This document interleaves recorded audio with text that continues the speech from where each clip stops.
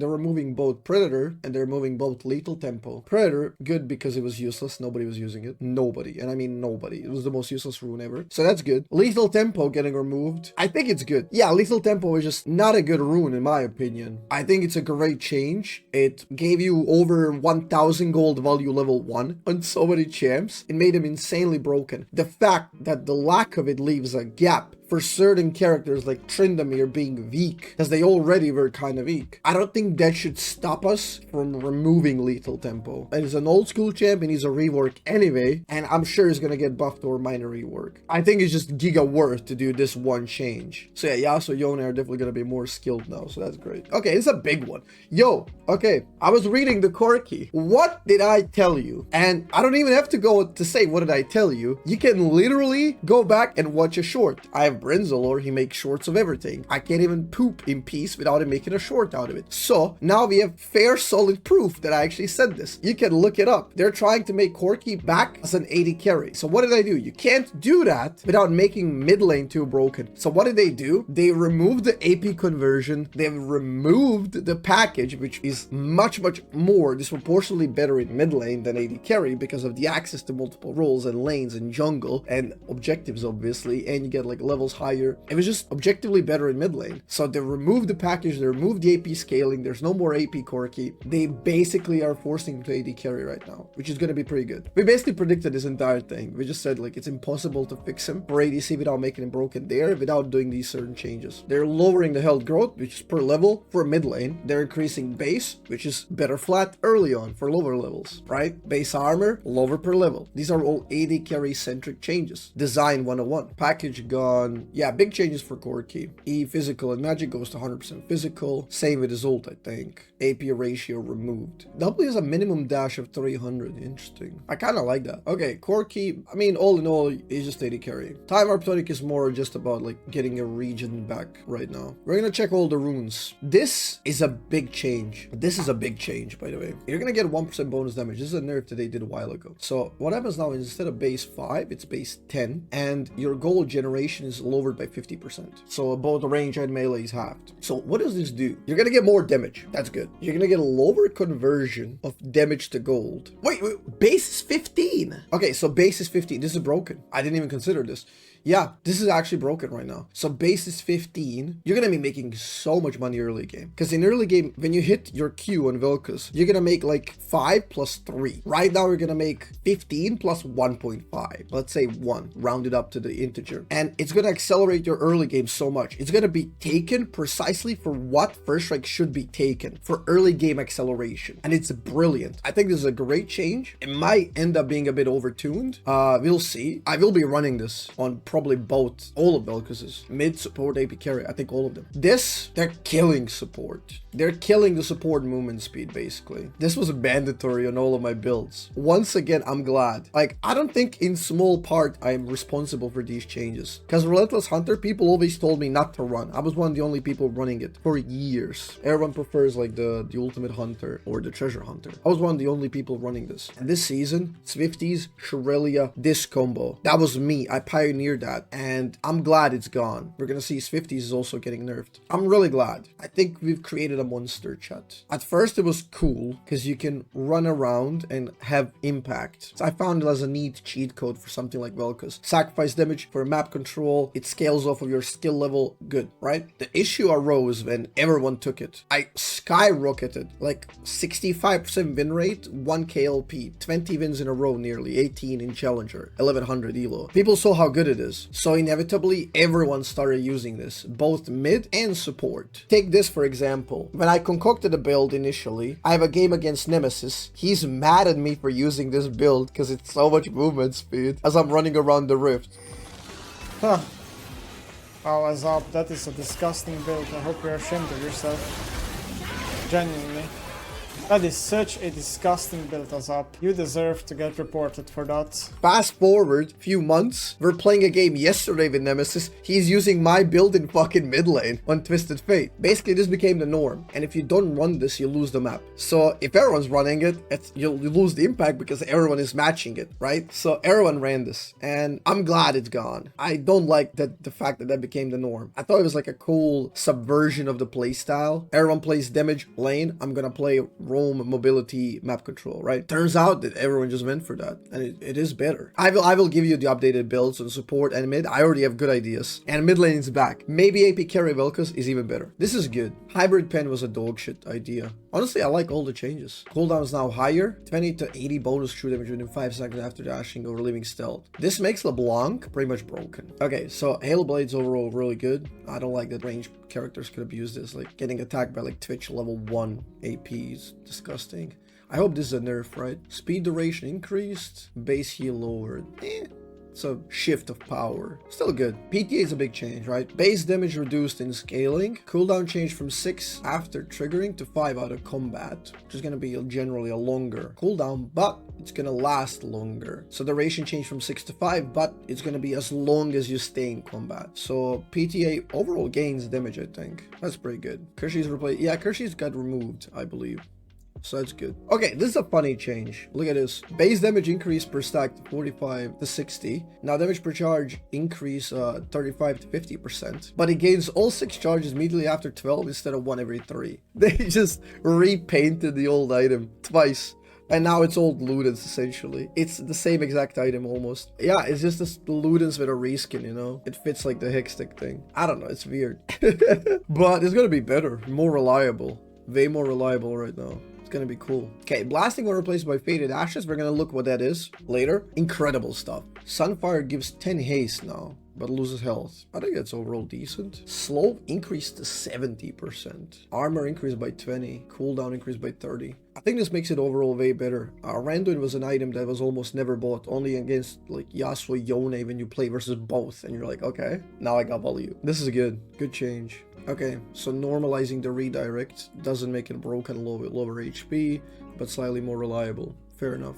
Good change. Anathemas now got fully removed. Abyssal Mask got better for tanks, so it's no longer purchasable by like AP users unless they go tanky. Otherwise it's shit value. The shred goes shit without HP. Black Cleaver was a bit neglected. I don't see many people building it, although I love the item. I thought it was a very, very cool niche item for countering. I'm glad it's buffed, honestly. I'm glad it's back. Here we go. Shiv is always fun. Crit chance removed. Attack speed increased. Killing enemies fires chain lightning deals 90 damage. Hits up to 6 targets. Whoa, this is gonna be spammable as shit. 3-second cooldown. Like, per clearing wave, you proc this 2 or 3 times. It's gonna be wild. Takedown damage is tripled. Has no cooldown. What does that mean? Oh, killing enemy? What? Wait, what? So if you kill an enemy champion, you do 270 damage. And if that proc kills another one, that's gonna proc again for another 270. So you're gonna have 80 carry pentakills like brrr, like Jinx with the reset, Tristana with the reset, Zeri. It's gonna be crazy. Is it broken or what? It doesn't have crit, but who gives a shit? Okay, overall, what these changes entail when they lower the AD or remove AD, but they increase the attack speed and crit chance, these are gonna disproportionately work better for champions that are self-reliant. Champions that have stuff embedded within their kit. So champions that have like good base damage. Champs that have like already good stuff, already like some 80 steroids, already some means of doing damage. Like building this stuff on Kog'Maw, let's say, now is going to be better because you rely on Kog'Maw W to do the damage and attack speed. You rely on that on hit. You don't really need AD off of it. So these types of characters are going to get better now. Okay, I'll see Merc got lifesteal again, right? Did it have lifesteal before? I think it did. No crit. No idea why the fuck it had crit. Cost increased. Cool. IE increased. Good. AD increased. Oh, insane. Honestly, AD carries are eating good. Bloodthirster is back. The one with the shield. Ichor shield. So it doesn't have crit, which had no business being there in the first place. High AD and overheal, which is shielding. The fuck? Zeal 20% crit. It's massive. Okay, here's a big one. This is the one that kills the support roamer. Once again, I'm glad 50s are gone. Fuck this shit. It was too boring of a meta, just perma running around.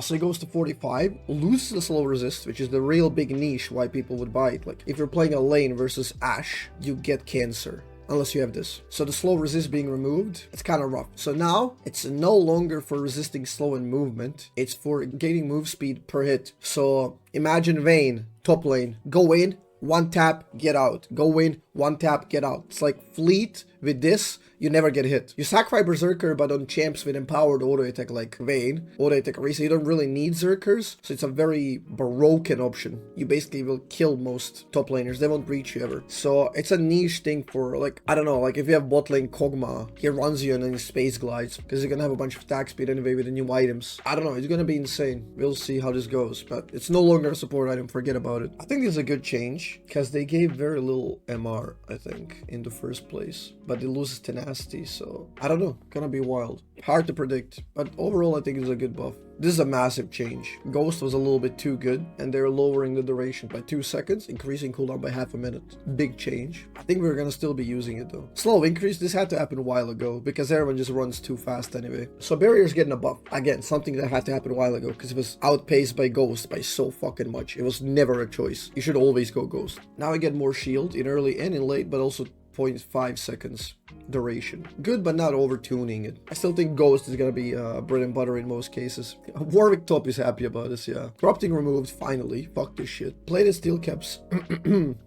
They lose reduction, but they're cheaper. All boots are cheaper now, making it easier to get in the game. Okay, here are the new boots, which have an idea for support. Overall, when you look at these boots, you might think these are shit. You get 35 move speed, nothing else. But you have a recall empowered. That's a big part, okay? So your recall is going to be, I'm presuming, like a Baron buff instead of the regular one. So 4-second difference, right? It goes from 8 to 4. That is a big deal for supports because you recall all the time to get the support vision, right? That's going to be pretty good. These are the new Mobies. You don't get the instant movement speed out of combat. You get it only after traveling 150,000 distance. Now, if you do the calculation regularly, you should achieve that in about 9 minutes of gameplay, provided you're moving a lot. So about 8-9 minutes in the gameplay. The question is, does this start counting before you buy it or after?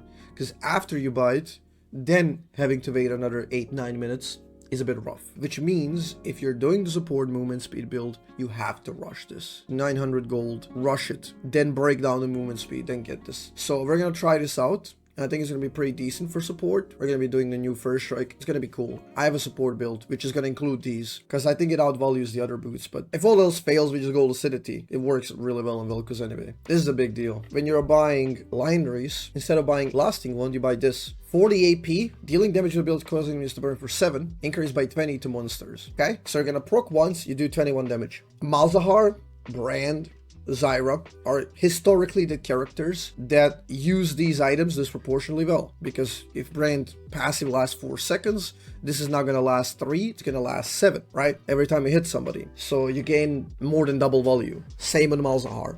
It's going to be very good. Jungle item, people saying jungle item, it's going to be really good on Vel'Koz, I guarantee you. It's going to be great on Vel'Koz. It's not only monsters, it buffs on monsters. So this is going to be the key build in the mid lane we're going to be using. It's going to include Blackfire Torch, which is relatively cheap, 90 AP, gives you AP for hitting enemies, and it burns them for 60 minimum, and it's purple. This is the new Vel'Koz mid bread and butter. Vel'Koz mid lane worked last year specifically because Legendaries existed in the previous state. So what happens here is, you play Vel'Koz mid, you do the roaming playstyle I did last year. For reference, last year is before the Vel'Koz buffs. Vel'Koz was 44% win rate. People were crying that it was unplayable, and I had 65% win rate and 1000 LP because I was abusing this. Not this, but old Legendaries that gave you CDR, mana, and burn. But this is his win rate. So I imagine I'm kind of inflating this. As weird as it sounds, when 44% inflating this. 50% world, US.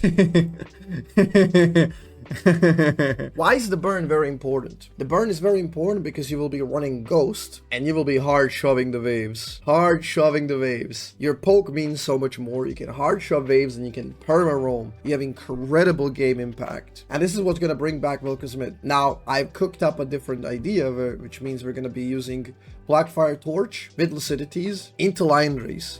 we're gonna be doing STD, double burn Vel'Koz. Ingenious removed. I'm kind of happy about that. Cutdown is interesting. 8% more damage champs have more than 60% max health. I think Cutdown will have huge value for Vel'Koz right now. It's gonna have huge value. Now, I don't know the exact numbers on this, but I'm fairly certain the time percentage that people spend over 60% HP is significantly higher than the time percentage they're below 40%, which is coup de grace. Coup de grace procs like shit. It does nothing. Okay, why this is also very good with Vel'Koz is you need more damage initially, 8% more, to get them lower. The lower they are, the closer they are to your lethal. Usually at around 60%, Vel'Koz has lethal on enemies on a full combo. So initial poke means so much. It will enhance our double burn build we're running for. So if you hit a tank, 1Q, 2Qs, they're gonna go to 60%. And then you're looking to have a lethal, right?